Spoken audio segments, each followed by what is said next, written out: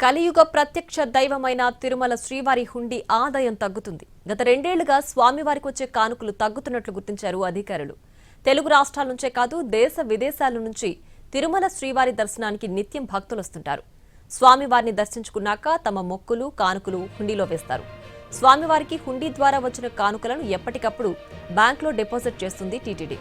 రోజు స్వామివారికి 3 నుంచి 5 కోట్ల రూపాయల ఆదాయం సమకూరుతుంది. ప్రతి నెల 100 కోట్ల రూపాయలకు పైగా ఆదాయం సమకూరుతుంది.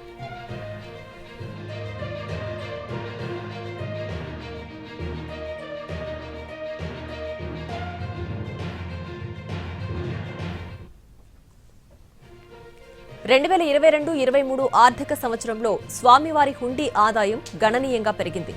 ఆ ఏడాది స్వామివారికి 1520 కోట్ల రూపాయల హుండీ ఆదాయం లభించింది. అంటే సగటున రోజుకు 4 కోట్ల 16 లక్షల రూపాయల ఆదాయం వచ్చింది. తర్వాత స్వామివారి హుండీ ఆదాయం పెరగపోగా తగ్గుముఖం పట్టింది. 2023-24 ఆర్థిక సంవత్సరంలో శ్రీవారికి హుండీ ద్వారా 1387 కోట్ల రూపాయల ఆదాయం వచ్చింది. తర్వాత మరింత పతనమైంది. 2024-25లో శ్రీవారికి 1346 కోట్ల రూపాయల హుండీ ఆదాయం లభించింది.